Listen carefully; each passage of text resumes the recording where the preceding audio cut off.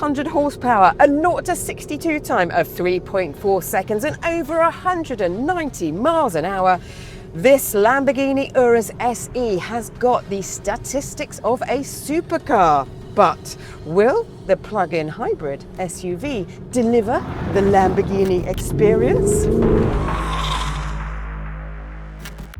Welcome to the Driver Reviews channel. I'm Vicki Butler-Henderson, and today we are looking at a car that puts super into SUVs. It is the Lamborghini Urus. Now, this is one of the most potent family wagons on earth. It has got 800 horsepower, and yet it can do up to 37 miles in electric silent mode. Prices start at around £220,000 before you go anywhere near the options list. This one has dipped its toe into that to the tune of £52,000. Now, if you are watching our reviews and you are enjoying them, thank you so much. If you're watching and you haven't yet pressed subscribe, please do so now, because it helps us bring you more reviews like this. Hey!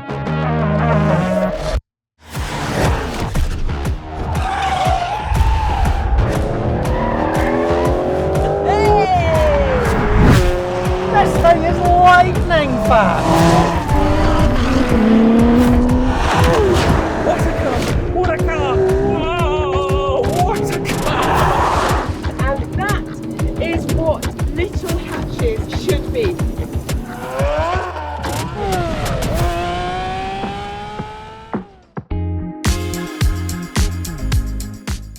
This is the only new Urus that you can buy right now, and its latest design closely resembles the original, which hit our streets in 2018 and very quickly rose to the top of Lamborghini's sales chart.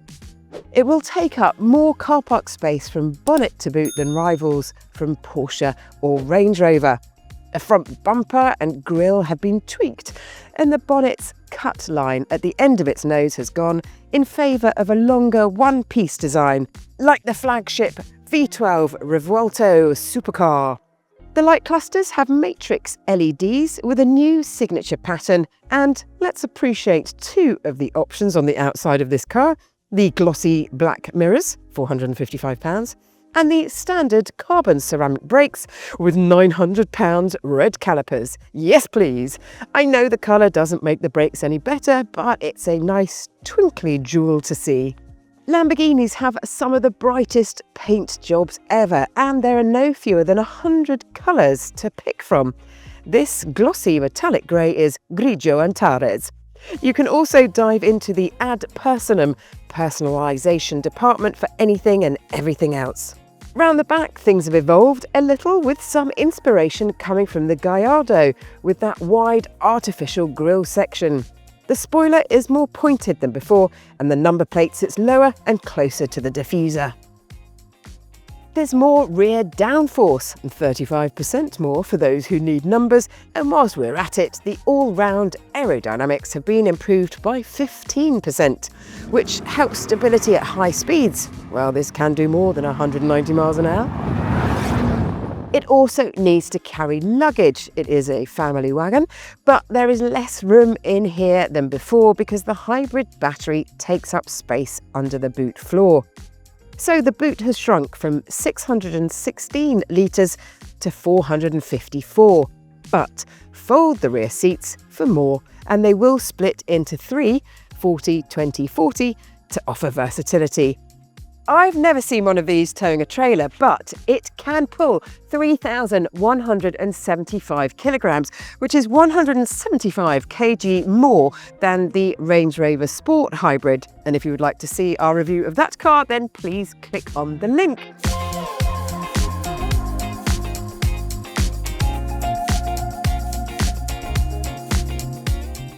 Now, there's no underfloor storage to neatly hold your cables if you are carrying them, and it's got a smaller petrol tank than before, which means more stops at the petrol station. Or not, because this car's USP is in here, the plug-in bit. It's really important for efficiency and performance to keep the battery as full as possible. Connect to a home charger and you're full in 3 hours, or the engine can charge the battery on the move but that is the most expensive option.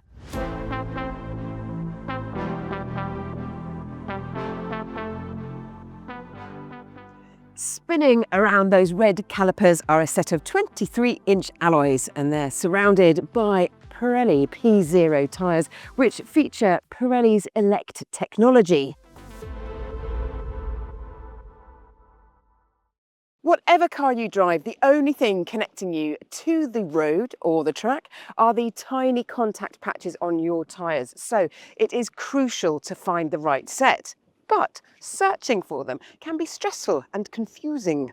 If you need help choosing new tyres for your car, then go to DriverReviews.com, where you will see thousands of reviews of all the top brands written by drivers just like you. Also, check out the winners of our latest Customer Choice Awards. Lamborghini designs its cabins to, and I quote, make you feel like a pilot. Well, this is the easiest 5-seater cockpit you can clamber into because there are no wings to get over. And once you have put the doors to manual, they are soft close, so no need to slam, then you're treated to a piece of theatre in here. Look at this red starter flap and the door handle.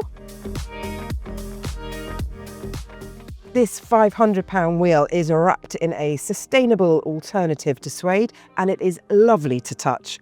And while the wheel is perfectly thin rimmed, it has an angular edge to its design, and it could do with being a little more, well, round. Fussy, aren't I? If you're fussy about being cosseted and luxuriating in luxury in your SUV, then direct your gaze to Bentley's Bentayga or Rolls-Royce's non-hybrid Cullinan. But this interior's fit and finish suits its character, high-end and energetic. Just don't look at the window switches and the parking buttons, which you can also see in an Audi. The 2 screens can be configured, one of which you can touch and has updated graphics from the Revuelto. Super handy for those who spend time in both. You can keep an eye on the car's data in here, including what the hybrid's up to. And underneath is a 3rd screen for the air controls, which work really well. There are also real buttons nestled here, including the amusingly named Ego button for your personalised car settings. And if you can't be bothered to touch any of it, there's voice control, which will also tell you that your phone is still in the car if you try and leave without it. Your mobile phone is still in the vehicle. The Lamborghini Centro Stile designers have had their crayons out, swapping some shiny trim for black inserts around the driving modes and gear selector and the air vents, which are now less fussy. This area, though, gives you the keys to the heart of this car, the Tamburo, Italian for drum, and it's the control centre for the engine and driving dynamics. There's electric, hybrid, recharge and performance for the power, and a host of modes: Strada, Street, Sport, Corsa, Race, Neve, Snow, Sabbia, Sand and Terra, Rugged for off-road. It is a joy to use, and the gear selector here as well, particularly reverse, which is just a satisfying pull. There are steering pedals as well for the gears. Storage space isn't great. You charge your phone under these movable elbow rests, but there's only space for 1 or 2 espressos. A busy family needs more cubbies. But what's it like in the rear? Well, there's ample room for 2 people, 3 if they're close friends, and the middle person has got slim hips.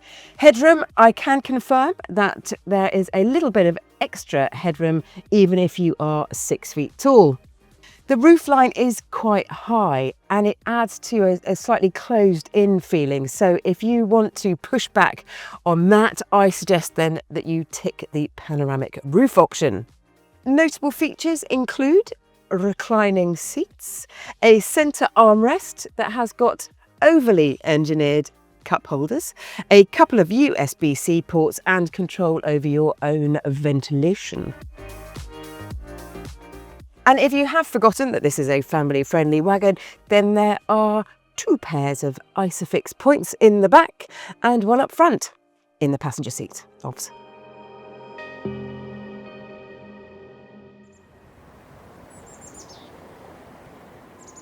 Before I head off, I have to tell you about the startup process because it is deeply disappointing to your ears. It has got one of the most elaborate ignition procedures in any car. You lift up the flap, you press the button, but then it starts in electric mode.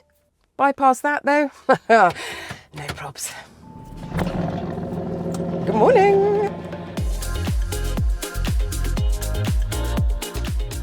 Some facts about that great sounding engine though are, it has a top speed of just under 194 miles an hour, or in Italian spec that's 312 kilometers per hour, which makes it the fastest production car of this hybrid class, and this is also the most powerful Urus ever. So under the bonnet is a twin-turbo V8 with hybrid technology. There's 800 horsepower, 950 Newton meters of torque. 0 to 62 happens in 3.4 seconds. 0 to 124, if you're interested, takes 11.4 seconds. And it is all assisted by an 8-speed auto gearbox. The spiciest performance mode is when the car essentially acts mainly as a combustion engine, with the e-motor simply giving it some sparkle on top. That mode is best used on a track. Just as well I'm on one. So let's get the ESC all the way off, so traction controls all the way off. And off we go. The car just squats down at the back, the nose tips up a bit and it pounces forwards. The gears just keep on coming. I can feel the crosswind today. It's 40 mile an hour wind, but that is 140 miles an hour. Woo! That is phenomenally fast. That is one awesome bit of kit. The noise is intoxicating. The gears just get eaten. I'm missing one thing though. I want a decibel reading in here. I want a decibel-ometer so I know how noisy this car is, because I think it could be even noisier outside. It's a whisker muffled in here. Oh, should we do it again?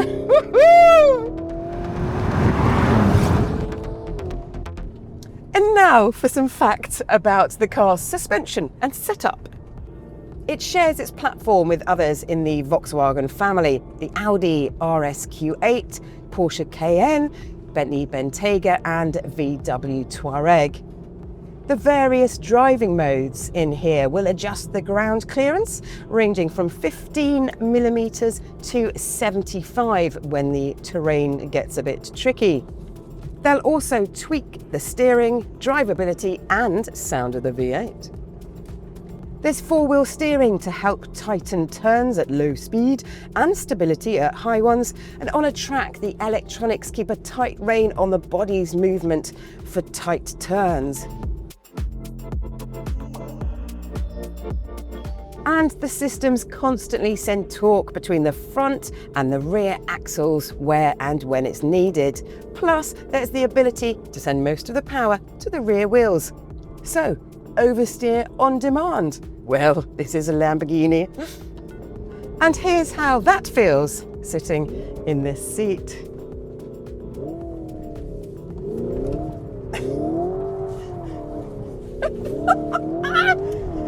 I mean, it's just so huge, it shouldn't be doing things like that.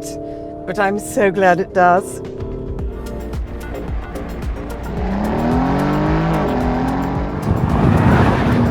And then at the pull of a lever,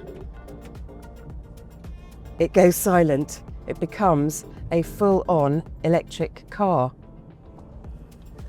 Jekyll and Hyde. So with one foot in tradition with an engine and one foot in the future with hybrid technology, this car could spend its life on electric power alone. It can travel for around 37 miles without the engine chipping in, which, if these things are really important to you, is a few more miles than a Bentley Bentayga, but about half the number you can do in a Range Rover Sport. It is so tempting to stab the throttle and ask the V8 to join the party, but in electric mode, it's always four-wheel drive. And when you put your foot on the throttle, the pickup isn't as instant or as crisp as it is in a 100% electric car. This is a surreal experience. This is a car that weighs about 2,500 kilograms, and yet it is pretty quiet. However, Lamborghini didn't go down the BMW route and ask a top music composer, Hans Zimmer, to create a bespoke electric sound for this car. Definitely not. But this sleeping bull mode will definitely make you tune in to your green credentials. Out on the open road, the car is as easy to drive as a hatchback, and particularly engaging when you find your favourite B road.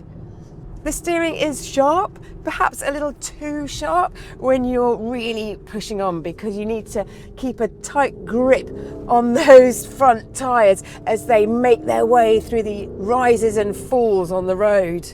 The brakes are alert as soon as you touch that pedal, and the adaptive air suspension gives a surprisingly decent ride, even over potholes, and I have been pleasantly surprised with that.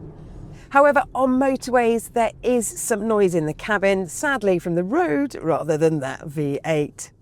For the majority of trips, you are best off sticking it in Strada mode and just letting the system work out the best efficiency between the hybrid system and the engine. And as long as the battery is topped up using the plug-in system, then this car can do an impressive 136 miles to the gallon, but that can rapidly drop to 22 and below if you use the engine to charge up the battery. The overall experience in here, though, is adventurous rather than refined smoothness, which is fine by me.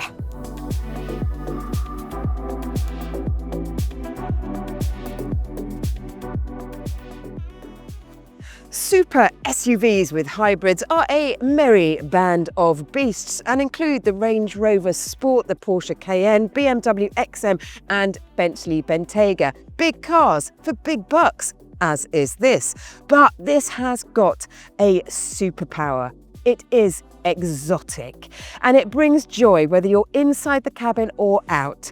It is the electric car you can drop your kids off at school and drop some rubber on the way to work. Thank you so much for watching Driver Reviews today. Please let us know your thoughts about the Lamborghini in the comments section, and please press like and subscribe so you're notified each time we post something new.